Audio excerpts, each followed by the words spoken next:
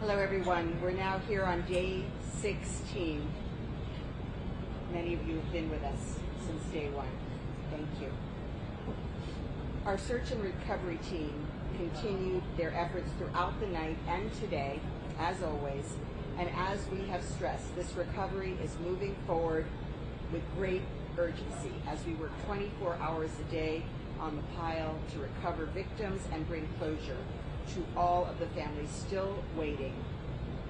We want to bring them news as quickly as we possibly can. We have now removed over 13 million pounds of concrete and debris.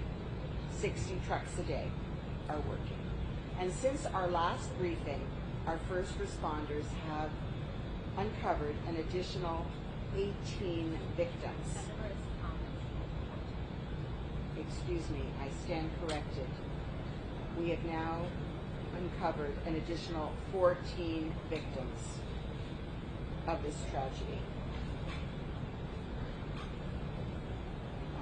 This brings the total number of confirmed fatalities to 78. This is a staggering and heartbreaking number that affects all of us very, very deeply. Please, please continue to keep all of the families in your prayers and in your hearts. Of the 78 confirmed victims, 47 have been identified and next of kin notified. 47. 200 people are accounted for, with 62 people potentially still unaccounted for. And our detectives continue to audit the list as they've done, verifying every single report that we receive and working to identify those who may have been recovered as quickly as possible so we can get accurate information. Today, the Broward Medical Examiner's Office has come on site to assist us with personnel. The Miami-Dade Medical Examiner is doing everything. They're fully staffed and they're working as fast as they can, but it is very, very valuable and critical that we provide some relief to those men and women working in the medical examiner's office doing this vital work. And so we're very grateful to the support from Broward County to help us allow our teams to rotate more frequently. All those who have passed, all 78, are leaving behind loved ones. They're leaving behind devastated. The magnitude of this tragedy is growing each and every day. It's an aching hole in the center of this close-knit family here in Surfside, a beautiful, small, close-knit community. We know that the hard work of beginning to rebuild is just beginning for so many of these families, and we are committed to staying with them every step of the process, every step. We will not leave these families. We put the families at the center of every single decision that we make since day one. We'll continue to do everything in our power to provide all the relief and all the support that they need, those who've been affected, the families waiting and grieving, and the survivors. We're providing wraparound social services at our Family Assistance Center. That includes grief, psychological counseling, spiritual counseling, financial assistance, lodging, and any other form of assistance. And I also want to highlight that the State Department of Financial Services has a table at this Family Assistance Center for insurance questions, which many of our families have, and so they are there as well to assist. Also, as we discussed yesterday, the mental health and well-being of our first responders is also a key concern for all of us, and it is an urgent priority. Since the morning of day one, just hours after the collapse, our critical incident stress management team was on site, and we have rapidly added to that team with additional state and national resources in the following days. We also have peer support personnel assigned 24 hours a day at our fire stations. So there is support for all of our men and women working this site.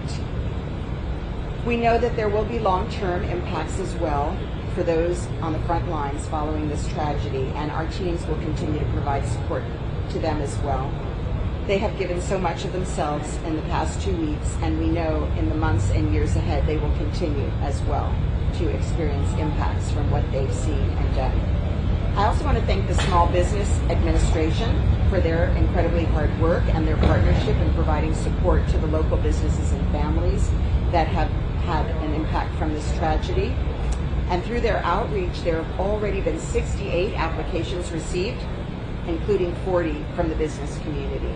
The National Institute of Standards and Technology, NIST, has made very significant progress in tagging and transporting pieces of forensic evidence from the pile. They've now collected over 200 pieces of evidence, and they recently deployed a scientist from the Physics Measurement Lab in Washington to assist with analysis.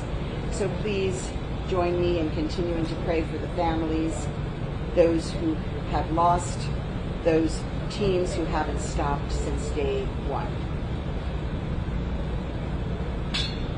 Buenos días, aquí estamos en el día 16. Los equipos ahora han eliminado más de 13 millones de libras de concreto y escombros. Desde nuestra última sesión, nuestros primeros en responder han descubierto a otras 14 víctimas de esta tragedia. El número total de muertes confirmado es 78. Por favor, mantengan a todas las familias en sus corazones y oraciones. De las 78 víctimas confirmadas, 47 han sido identificadas y sus familiares notificados. Todos estos 78 dejan atrás a seres queridos y familias devastadas. La magnitud de esta tragedia crece cada día y es un agujero doloroso. En el centro de esta hermosa y unida comunidad de Surfside, sabemos que el trabajo de comenzar a reconstruir apenas está comenzando para muchas de estas familias y estamos comprometidos a estar aquí con ellas en cada paso de este proceso hasta el futuro. También sabemos que habrá impactos a largo plazo de aquellos en la línea luego de esta tragedia, y nuestros equipos continuarán brindando apoyo a los hombres y mujeres que han dado tanto de sí mismos en las próximas semanas, meses y años. Continúe orando por las familias, por aquellos que hemos perdido y por los equipos que no se han detenido desde el primer día. Gracias a todos.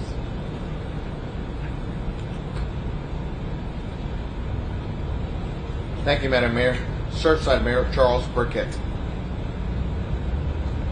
Good morning, everyone. I spent a good amount of time this morning at the collapse site and want to report that the pile that originally was approximately 4 or 5 stories is now almost at ground level. So the progress that our search and rescue teams are making is really incredible. And as a matter of fact, in some areas, I believe it's below ground level in areas where it was almost 4 or 5 stories tall.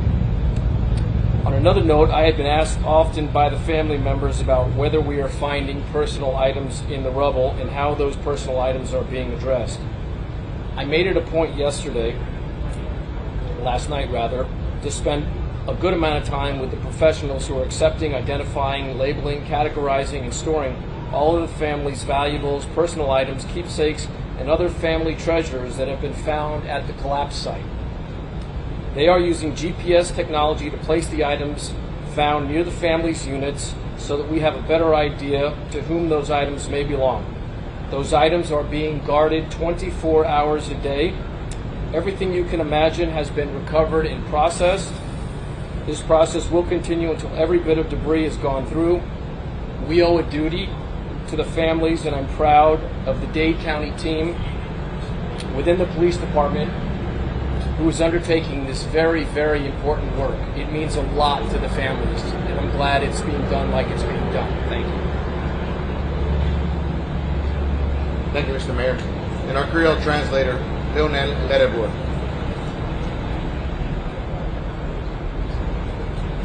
Mesdames, Messieurs, bonjour. Jeudi encore, nous retournons. Ça fait le 16e jour depuis nous retourner sur place.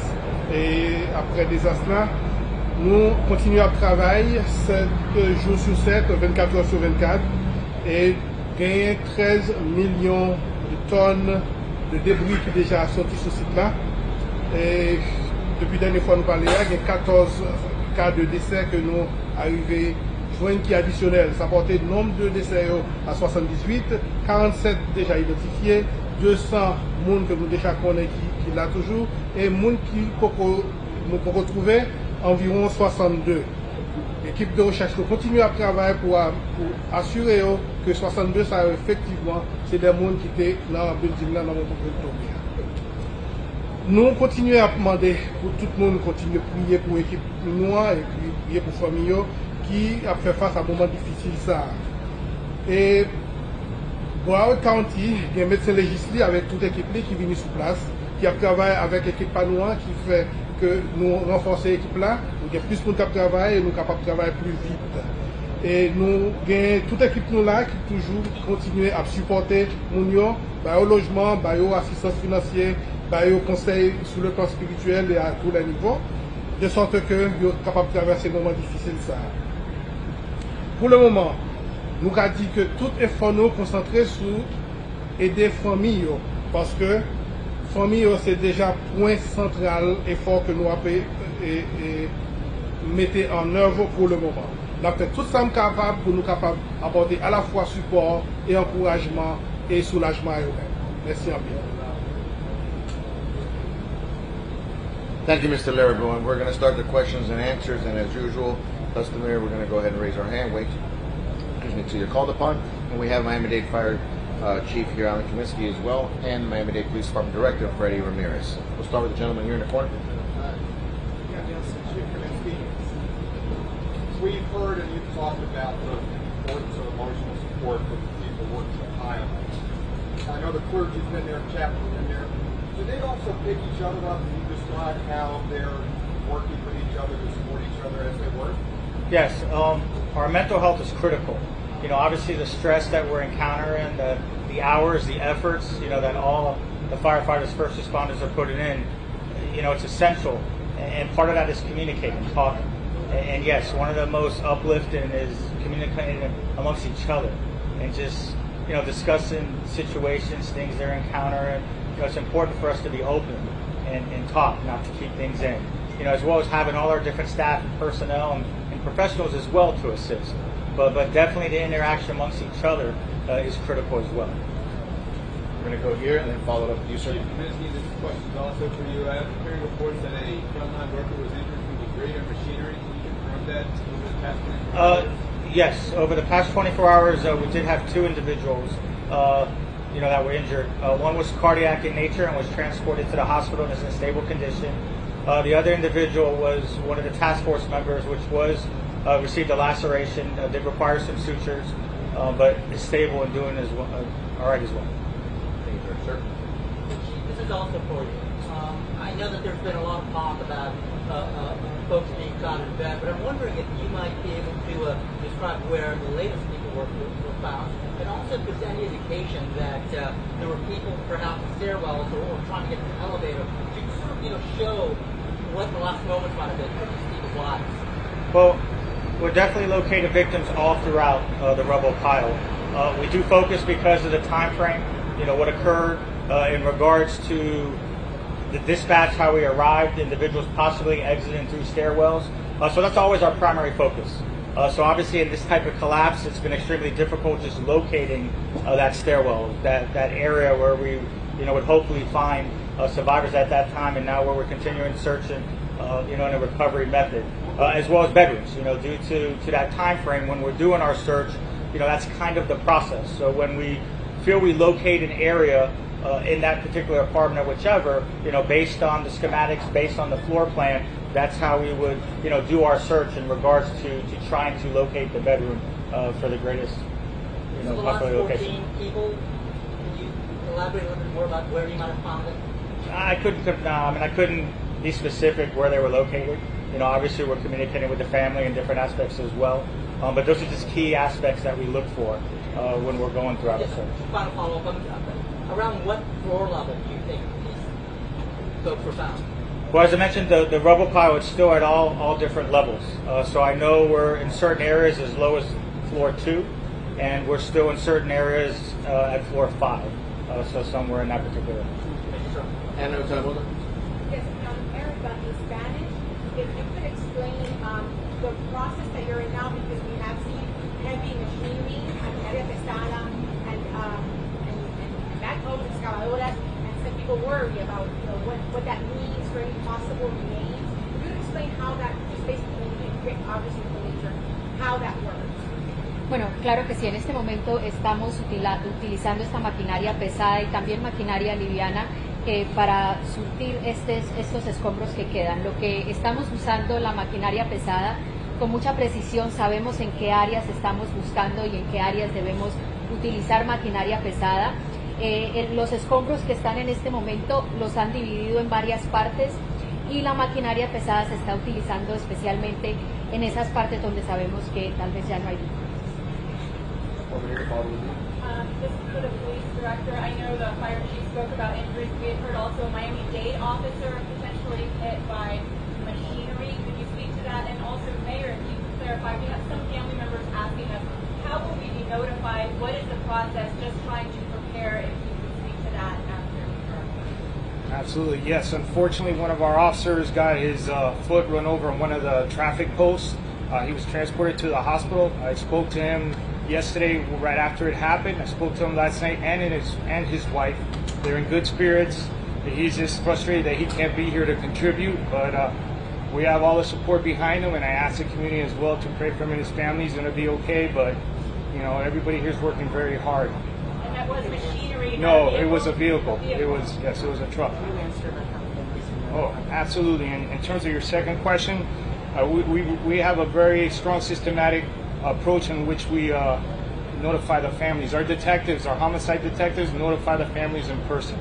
That's why I call them the messengers. The moment we get an ID, they rush right away, but those families have been waiting for quite some time, and we take very seriously bringing them closure. And we tell them, also with a victim advocate that we have as well. We talk about the wellness. We have victim advocates that are there in support services that help the family comfort, plus all the work that's been put in by the fire department and the family police. I mean, this has been a long process of coping and coming together, and it's just not that one moment. It's the whole process, which has been amazing. En español, por favor, eso mismo, por favor. ¿Cómo es el proceso de notificar a las familias que tanto han estado esperando? Sí, lo hacemos muy delicado y como no, lo que pasa es cuando los detectives cogen la información, van directo a la familia y se lo dice. Y ahí también tenemos psicólogos y clinicians que ayudan con ese proceso, pero todo ese trabajo ya empezó cuando esto pasó. Eso porque tenemos los reuniones con la familia. Estamos preparando para estos momentos. Estamos procesando esto como una familia. Ya tenemos conexión con esta familia y tú sabes, es un proceso muy importante, muy delicado, y la alcaldesa se puso mucho esfuerzo en teniendo conexión con la familia y lo estamos haciendo juntos y estamos sufriendo juntos. ¿Cómo están manejando la lista de los potencialmente desaparecidos? ¿Cómo es? Los que no saben dónde Sí, potencialmente desaparecidos. sí, tenemos como 55 documentados con casos que no sabemos dónde están. Entonces hay otro número que es casi 20 que no sabemos si estaban ahí, si son nombres incorrectos o que piensan que estaban ahí pero no estaban o han fallecido en el pasado. Esos números todavía estamos trabajando, pero no podemos dar un número total porque la familia no queremos estar seguros. Y también tenemos el proceso de identificar a los que han fallecido también. Cuando empezamos a identificarlo, esos números empiezan a cambiar. Es muy delicado y siempre hacemos todo pensando en la familia. Last good question, USA Today, followed by you. Thank you. This one is for Mayor Pete Mama. I understand that this has been a process that's evolving by the minute. The question is it was announced, I believe, perhaps on May 9 that we were thinking about closing the building, and then it was imploded on May 11.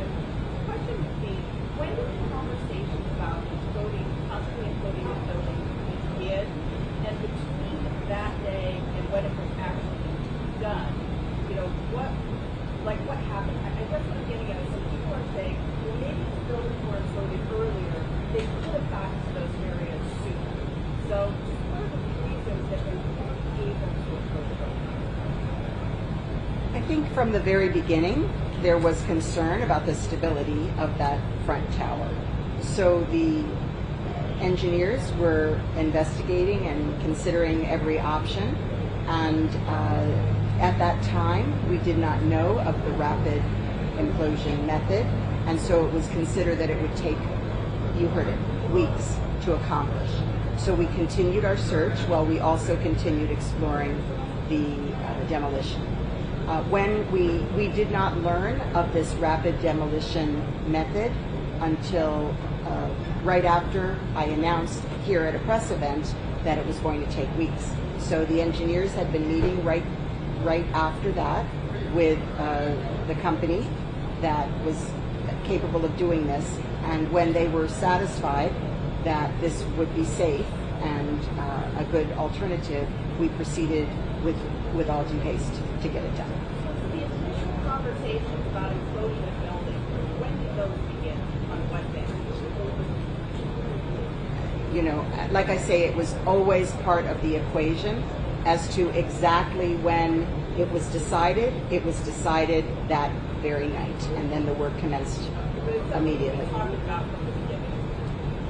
Again, as a possibility that would need to be conducted, but something that we thought at the time, with the advice of our engineers, would take a while before it could be accomplished. Last question right here.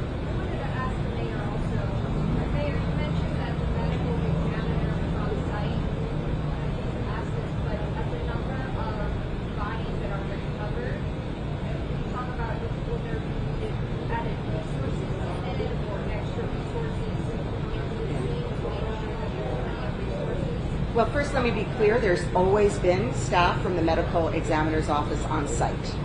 But what we did this morning is we brought the deputy medical examiner, a physician, to the site to continue the efforts on site. And again, we do not have a resource problem in our medical examiner's office, but we had the opportunity to ask Broward to assist us so we could give some relief to our staff, and that started today. It was requested last night, and they arrived today. Thank you, folks. Next briefing is going to be at 5:30. Let's see if it's actually at 5:30.